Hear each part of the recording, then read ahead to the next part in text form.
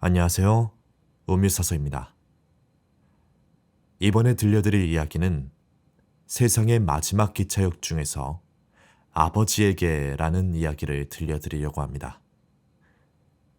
이번 이야기의 주인공인 유이치는 직장 사람들과 주변 사람들한테서 무시받고 괄시당하며 결국 회사도 그만두고 히키코모리가 됩니다.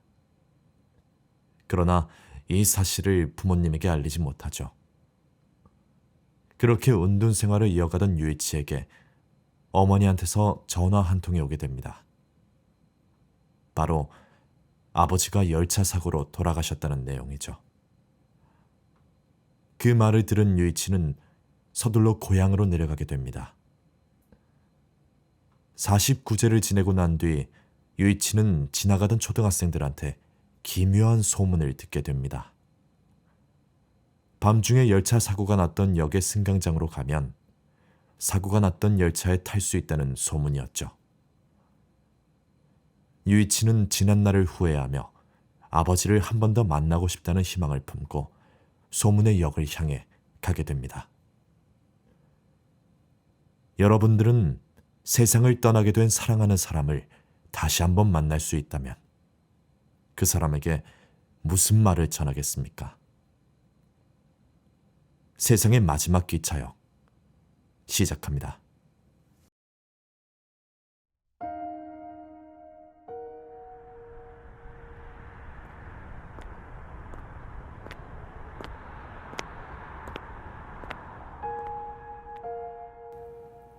정적에 휩싸인 주택가를 빠져나와 니시우이가하마역에 도착했다.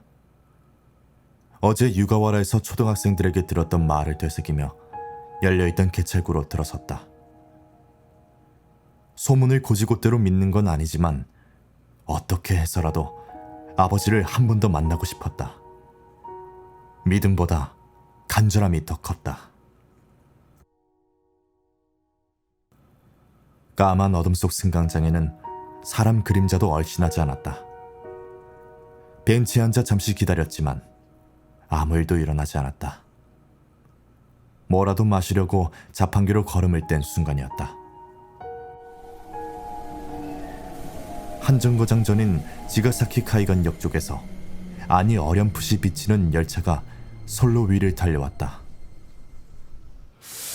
브레이크 소리를 내며 열차는 승강장에 멈춰섰다. 나는 마른 침을 삼켰다. 열차 안에 승객이 제법 타고 있었기 때문이다. 당신도 유령 열차 타고 싶어? 너 유령이야? 응, 잘 부탁해.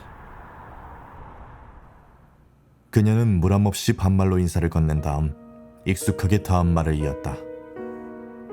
방금 지나간 열차가 지난 3월에 탈선 사고가 났던 그 열차라는 것. 사고로 인해 마음에 맺힌 게 있는 사람 눈에만 보이는 열차로 이 열차를 타면 죽은 사람과 다시 한번 만날 수 있다는 말도 했다. 다만 그녀는 강조하듯 유령 열차에 오르는 데 필요한 4가지 규칙을 늘어놓았다. 하나, 죽은 피해자가 승차했던 역에서만 열차를 탈 수 있다. 둘, 피해자에게 곧 죽는다는 사실을 알려서는 안 된다. 셋, 열차가 니슈이가하마 역을 통과하기 전에 어딘가 다른 역에서 내려야 한다. 그렇지 않으면 당신도 사고를 당해 죽는다. 넷, 죽은 사람을 만나더라도 현실은 무엇 하나 달라지지 않는다. 아무리 애를 써도 죽은 사람은 다시 살아 돌아오지 않는다. 만일 열차가 탈선하기 전에 피해자를 하차시키려고 한다면 원래 현실로 돌아올 것이다.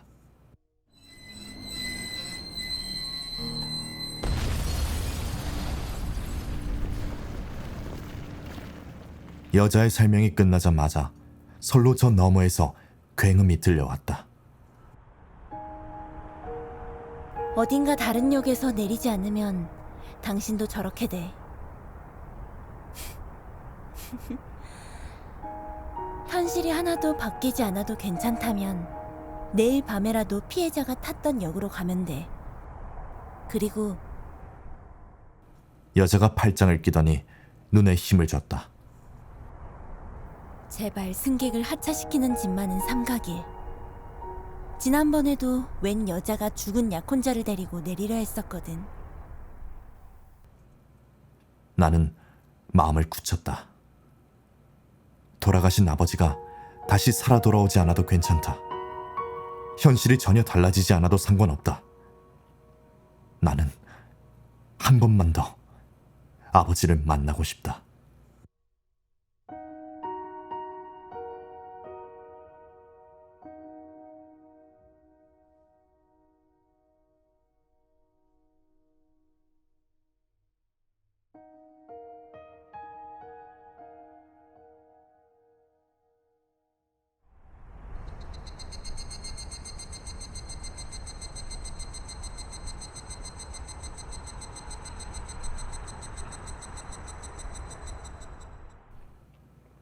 숨죽인 니시유가와라 역은 짙은 어둠에 갇혀 있었다. 후드티 주머니에서 스마트폰을 꺼내 시간을 들여다봤다. 그때 돌연 승강장 일대에 빛이 쏟아지기 시작했다.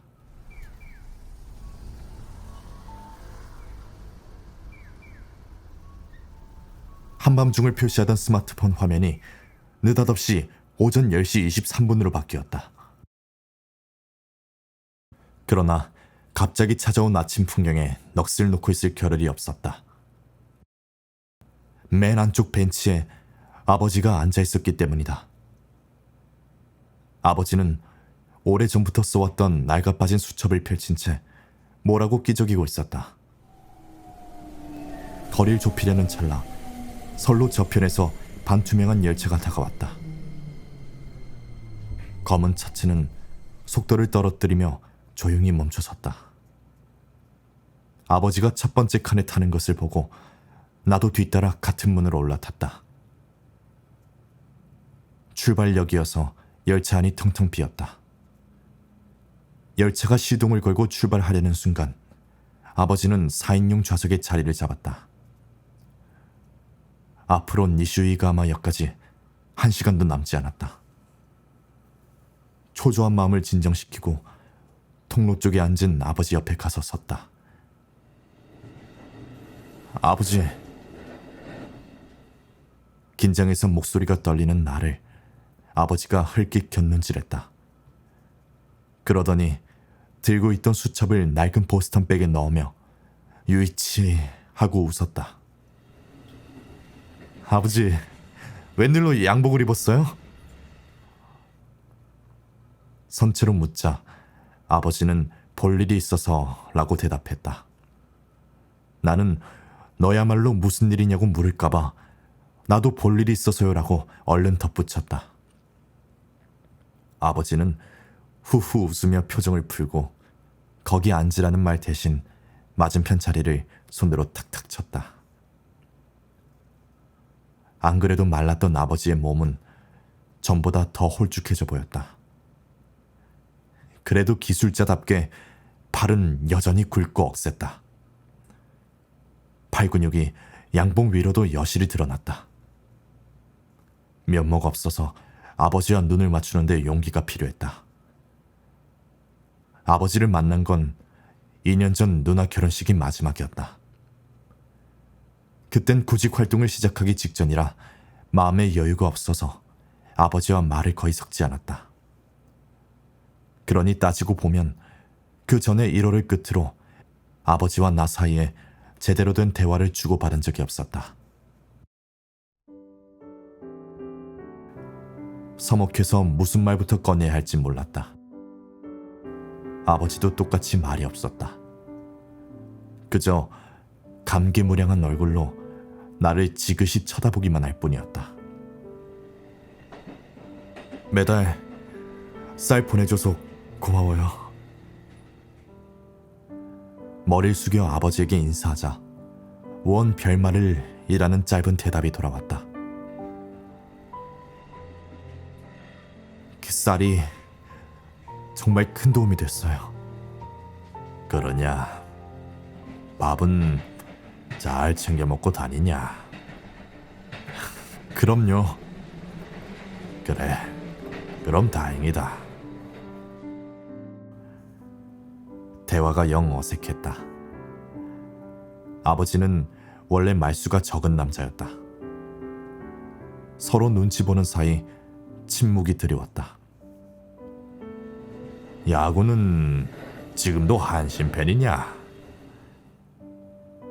에노우라 역을 지날 즈음 아버지가 불쑥 내게 질문을 던졌다. 당연하죠. 한신 말고 어느 구단을 좋아하겠어요? 심드렁하게 대꾸하자 아버지가 기쁘다는 듯이 눈을 가늘게 떴다. 우린 둘 다 한신 타이거스의 열혈 팬이다. 네가 1학년쯤 됐을 때였나? 경기장에 같이 시합을 보러 갔었지. 아버지는 팔짱을 끼더니 옛날 생각에 잠긴 듯이 말했다. 갔었죠. 도쿄돔을 자이언츠 팬이 가득 메워서 우린 엄청 기가 죽었잖아요. 그랬지. 아버지, 그날 경기에서 파울볼 날라왔던 거 기억나요? 손에 들고 있던 맥주캔에 정통으로 딱 맞는 바람에 맥주가 비처럼 쏟아져서 난리였잖아요. 맞다. 그랬지. 그랬어. 그때 정말 웃겼는데 요즘도 가끔 생각나요. 딱딱했던 분위기가 조금 부드러워졌다. 멀어졌던 아버지와의 거리를 좁혀진 듯해서 마음이 놓였다. 오다와라 조마의 역을 통과하고 나서도 우린 잡담을 하며 오붓하게 이야기꽃을 피웠다. 열차 안엔 어느덧 승객이 꽤 늘어났다. 대화를 나누는 내내 나는 묘한 위화감이 들었다. 아버지는 회사 일에 대해 한마디도 묻지 않았다. 보통은 일은 할만하냐 하면 물을 법도 한데 내가 사회생활을 하고 나서 처음 만나는 데다 부모로서 자식이 일은 잘하고 있는지 신경이 쓰이는 게 당연할 터였다. 대화가 끊기고 다시 긴 침묵이 자리를 메웠다. 화제를 바꾸기 좋은 이 순간에도 내일은 비가 올 것 같네 라며 날씨 얘기로 말머리를 돌릴 뿐 아버지는 끝끝내 내게 일에 대해서는 묻지 않았다. 아버지의 그런 부자연스러운 태도에 나는 문득 의문이 생겼다. 아버지가 내가 회사를 그만둔 걸 눈치챈 게 아닐까. 그나저나 젊은 사람들은 참 좋겠어. 실패해도 다시 일어설 수 있으니. 대뜸 아버지의 입에서 대화와 상관없는 말이 흘러나왔다. 뜬금없는 그 말을 듣고 나니 확신이 섰다. 아버지는 내가 회사를 관둔 사실을 알고 있다. 내게 마음을 써주느라 일 얘기를 입에 올리지 않았던 것뿐이다. 대학에 들어갔을 때 나는 부모님 앞에서 호기롭게 말했었다. 난 이 다음에 꼭 성공할 거예요. 대기업에 들어가서 사장 자리까지 오를 거니까 두고 보세요 라고.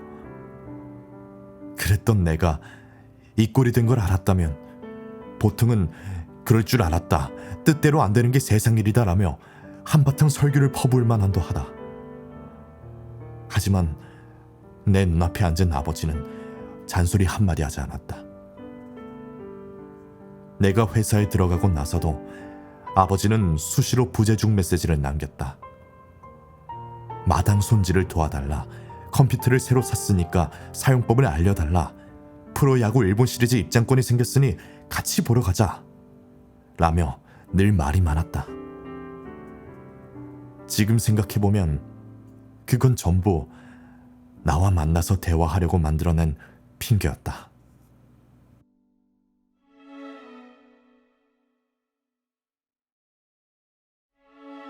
아버지, 나도 모르게 입술이 벌어졌다. 나 여태 아버지한테 효도를 못했어요. 이 말을 내뱉고 나니 아버지 얼굴을 똑바로 볼 수가 없었다. 미안해서 가슴이 찢어질 것 같은데 아버지는 나를 뚫어져라 바라보며 말했다. 효도 못해서 미안해하는 마음만으로도 충분하다.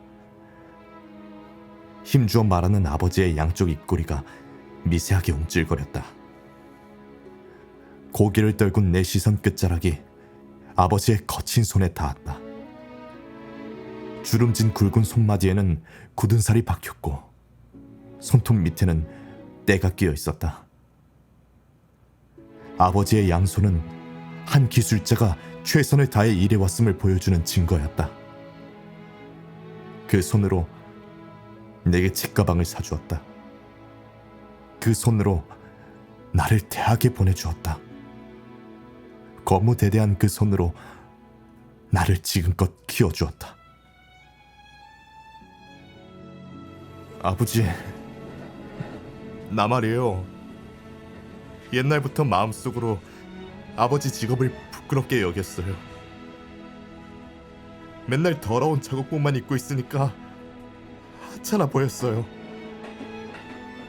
그런데 실제로 내가 사회생활을 해보니까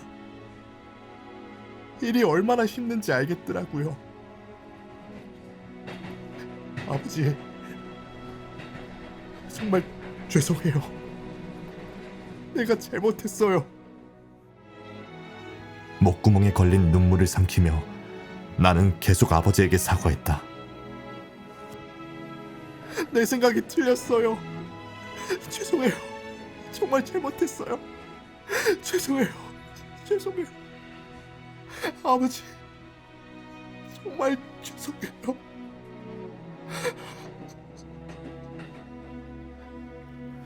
나는 울먹이면서 연신 고개를 숙였다. 눈에서 눈물방울이 떨어져 뺨을 타고 흘러내렸다. 그런 나를 아버지는 지그시 바라보았다. 아버지는 내게 화를 내지도 그렇다고 위로의 말을 건네지도 않았다. 가슴 앞에서 단단하게 팔짱을 끼고 희미하긴 물기가 밴 눈으로 물끄러미 쳐다보기만 할 뿐이었다. 그런데 내가 난 아무짝에도 쓸모없는 놈이에요 라고 내뱉자마자 바보 같은 소리 집어치워라는 날선 목소리가 날라왔다. 효도 못해서 미안하다고 사과할 줄 아는 사람이 왜 쓸모가 없어? 다시는 그런 멍청한 소리 하지 마라. 주위에 다른 승객이 있든 없든 나란 것 없이 아버지는 목소리를 낮추지 않았다. 착실히 공부해서 대학까지 들어간 아들인데 뭐가 못났단 거냐? 효도 못해서 미안할 줄 아는 착한 사람이 왜 형편없단 거냐? 다시는 그런 소리 하지 마라. 아버지가 나를 호되게 야단친 건 이번이 처음이다. 사회생활을 시작하고 나서는 나는 남이 내게 내뱉은 부정적인 말에 자꾸만 움츠러들었다. 그렇지만 아버지는 달랐다. 나를 꾸짖는 아버지의 목소리에는 아들인 나를 아끼고 사랑하는 마음이 담겨 있었다. 더욱이 넌 나약하지 않다. 진짜 약해 빠진 사람은 남 앞에서 자신의 부족함을 드러내지 못하는 법이거든. 넌 강한 사람이다. 얼굴이 눈물로 뒤범벅되었다. 흐릿해진 시야 너머로 아버지의 다음 말이 이어졌다. 유이치, 어릴 적에 나랑 같이 자전거 연습했던 거 기억나냐? 넌 요령 있는 편이 아니어서 뭘 하든 남들보다 시간이 오래 걸렸다.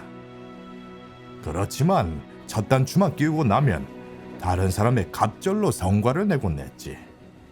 자전거도 마찬가지였고. 올라타는 데까지 시간은 걸렸다만 넌 그때도 포기하지 않았다. 넘어지고 또 넘어져도 다시 일어났지. 넌 할 수 있다. 너라면 할 수 있어. 너라면 꼭 할 수 있고 말고. 막힘없는 아버지의 말에는 한치의 망설임도 섞여 있지 않았다. 압도적이고 강렬한 기운을 내게 불어넣어준 덕분에 온몸에 힘이 솟아났다. 열차는 어느덧 고이소역을 통과하고 있었다.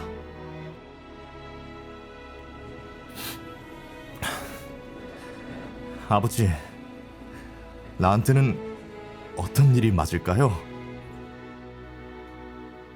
호흡을 가다듬고 물었다. 아버지는 그야 실제로 일을 해보지 않으면 알 수 없지만이라고 미리 전제를 깔고 나서 이렇게 말했다. 한 가지 말하자면 남에게 고맙다는 말을 듣고 네가 기쁨을 느끼는 일을 하면 좋겠구나. 고맙단 말이요? 그래, 그게 일하는 보람이거든. 그러려면 사람을 많이 만나야 해. 사람을 꺼리면 안 된다. 삶에서 해답을 가르쳐주는 건 언제나 사람이거든. 컴퓨터나 로봇이 아니라 모든 걸 가르쳐주는 건 사람이다. 그러니 용기를 내서 사람을 만나봐라. 사람들과 대화도 많이 하고. 지금까지 아버지와 얼굴을 마주하고 이런 이야기를 나눈 적이 없었다. 아버지와 좀 더 대화하고 싶다. 더 많은 가르침을 얻고 싶다. 하지만 남은 시간이 얼마 없었다. 열차에 오른 지 벌써 40여 분이 지났다. 지가사키 해안이 가까워지자 열차가 속력을 점점 늦추기 시작했다. 곧 아버지와 헤어진다 생각하니 입술이 파르르 떨렸다. 이제 그만하고 가봐라. 아버지가 달래는 말투로 지시했다. 내가 자리에서 일어날 기미를 보이지 않자 아버진 내 팔을 잡고 억지로 일으켜 세웠다. 나는 문 앞에 서서 차마 아버지 쪽으로 뒤돌아보지 못했다. 아버지 얼굴을 한 번 더 봤다가는 도저히 내릴 수 없을 것 같아서였다. 열차 속도가 급격히 떨어졌다. 요란스레 덜커덕거리던 소리가 잠잠해지더니 문이 힘차게 열렸다.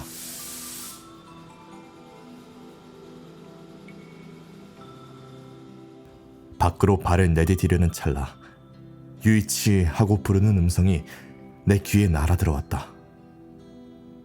고개를 돌릴지 말지 망설이다가 천천히 아버지 쪽을 돌아봤다. 다 컸구나. 팔짱을 낀 아버지가 만족스러운 표정으로 실눈을 짓는다. 나는 열차에서 내렸다. 창문 너머에서 아버지의 두 눈이 나를 계속 응시하고 있었다. 행여 눈물이 터질까봐 아랫입술을 꽉 깨물고. 서서히 문이 닫혔다. 지가사키 해안에서 차가운 바닷바람이 불어왔다. 눈물에 흐려진 열차가 점점 멀어져 갔다.